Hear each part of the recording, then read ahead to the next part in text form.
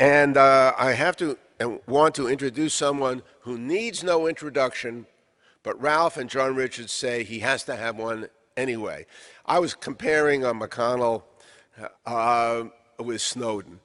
And this man, not criminally, but democratically, has done a Snowden in our democracy. He's blown the whistle in the House, ran for president before Bernie Sanders. He led the way to Bernie Sanders, one of the best congressmen we've ever had in this country. Please welcome Dennis Kucinich.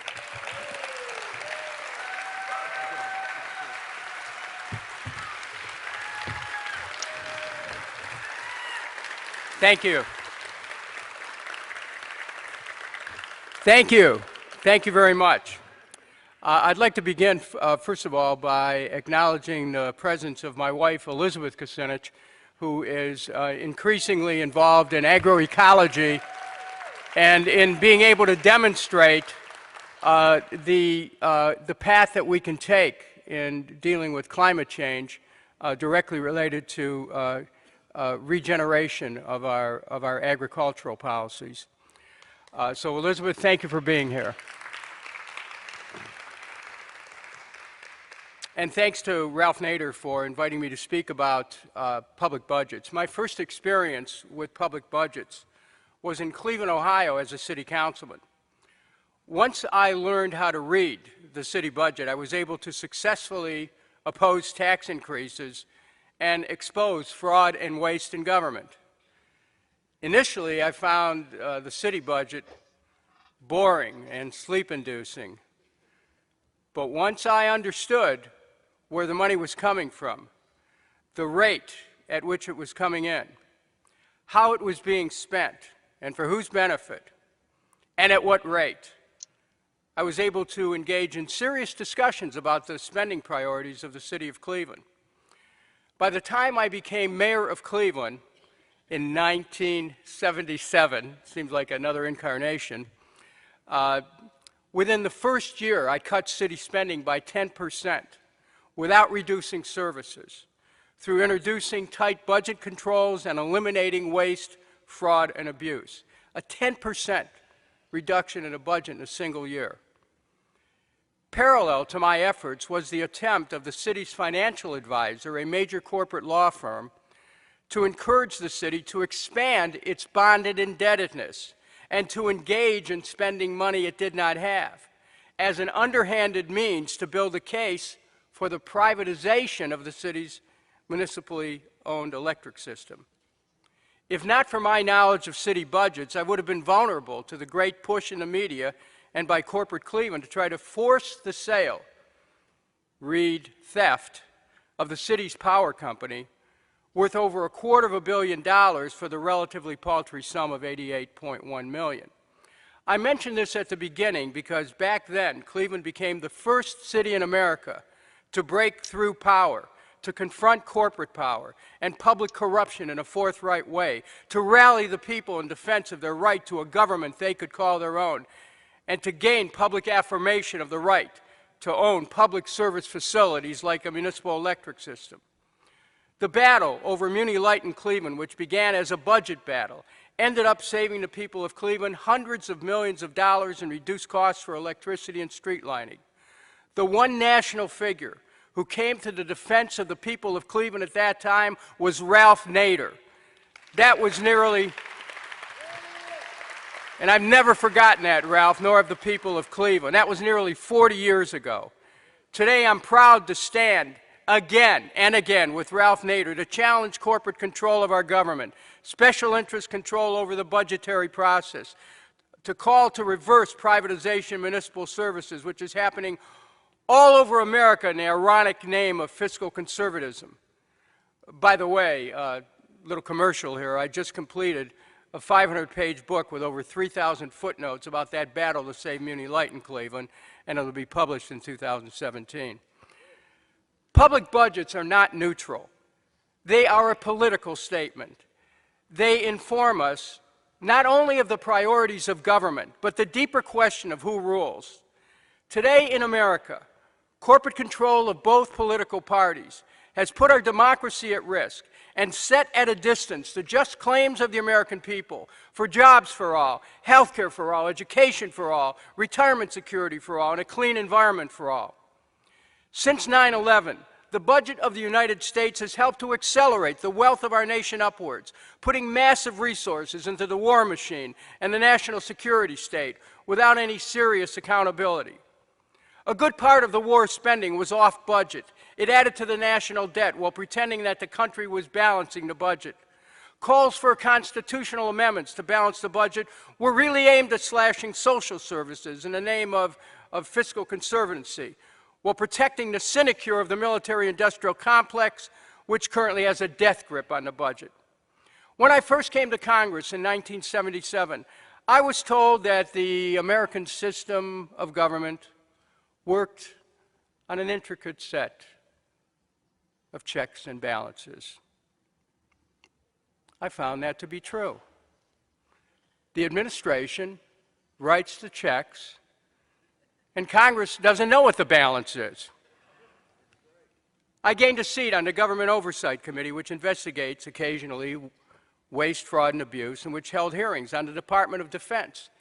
18 years ago, I learned that the Department of Defense had over $1 trillion in accounts it had not reconciled.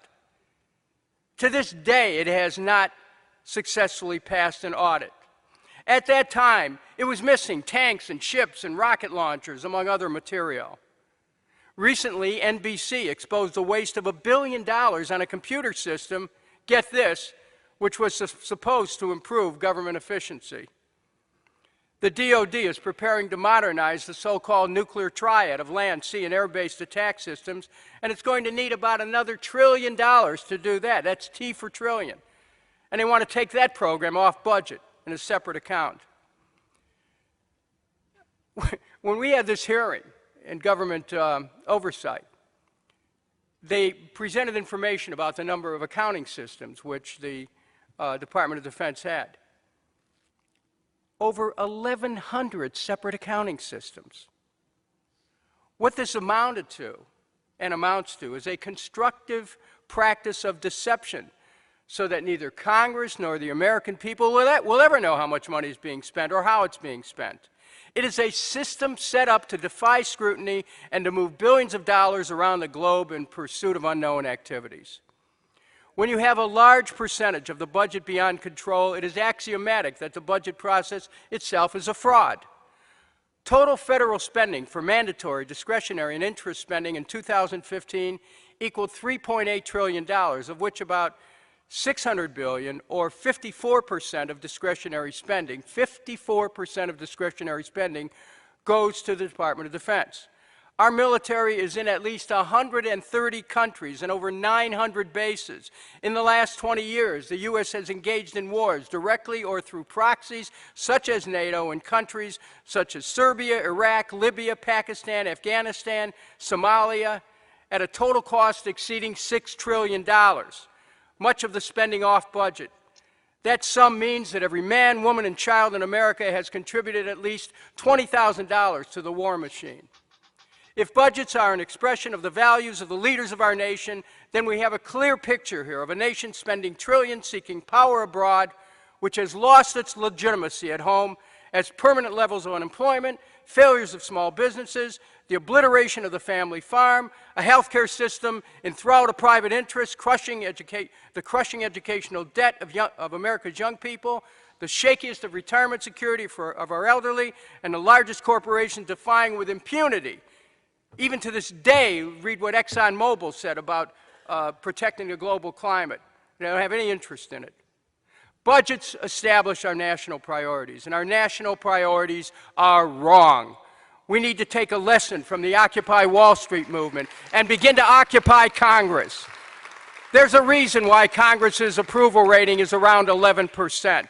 Our government is not responding to the practical aspiration of people because it is hamstrung by special interest money, which influences elections and then dictates public decision-making over budget spending priorities. This is true at all levels of government. Unless and until we have public financing of elections at all levels, our budget-making process will continue to ignore the broad-based needs of the American people.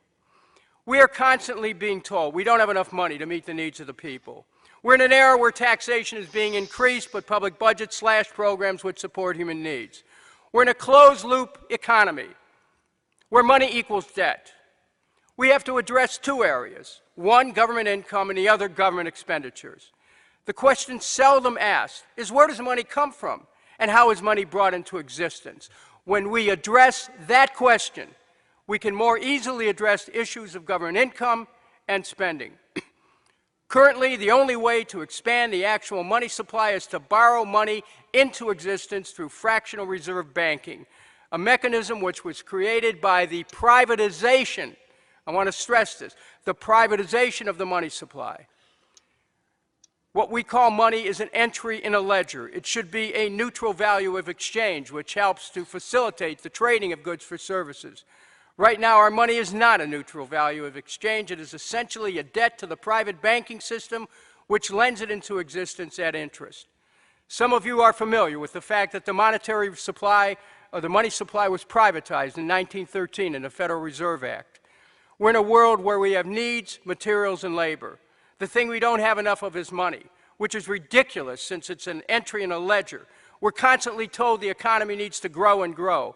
The main thing that's driving the demand for growth is our economy has to stay a step ahead of the exponential growth of debt because we have borrowed our money into existence. This is the fatal flaw in the design of our monetary system. I addressed this monetary fault line in our national experience by creating the NEED Act, H.R. 2990, legislation which was a product of 5 years of work, which would enact the reforms necessary to re-democratize the money supply and therefore enable public budgets to catch up with public needs. It would make money a neutral value, not a debt to private banks, and then we can talk about rebuilding the infrastructure, creating jobs, education for all, health care for all, and we can revisit the idea of taxation itself. And I would urge you to look up that legislation, H.R. 2990, on the internet. A person who is one of the driving forces behind it, who my wife Elizabeth worked with, is here. I hope he's here today. Stephen Zarlenga in the audience. Stephen Zarlenga, I want to point out something, and I don't say this lightly. Stephen Zarlenga is the single most important public interest monetary expert in America. I want to make sure that you know about his Monetary Reform Conference in Chicago this fall, and for more information, you should look up the American Monetary Institute on the web. We have the ability to be able to control our destiny. But in order to do that, we've got to get control of our government again. You know, unfortunately, in this election season, we're looking at choices which may not set us on that path. But I will tell you that there are inexorable forces in America that are causing people to become more active, are causing people to look around them and see that even though they've worked their whole lives to get ahead, they keep falling farther and farther behind. And people are in a quest for new ideas.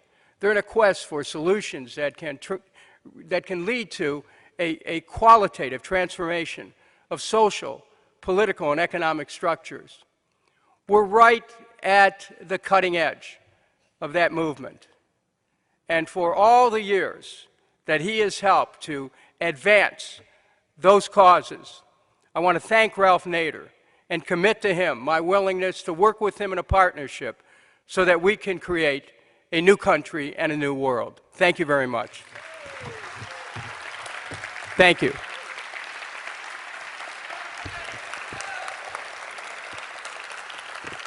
Forward. Thanks, Dennis.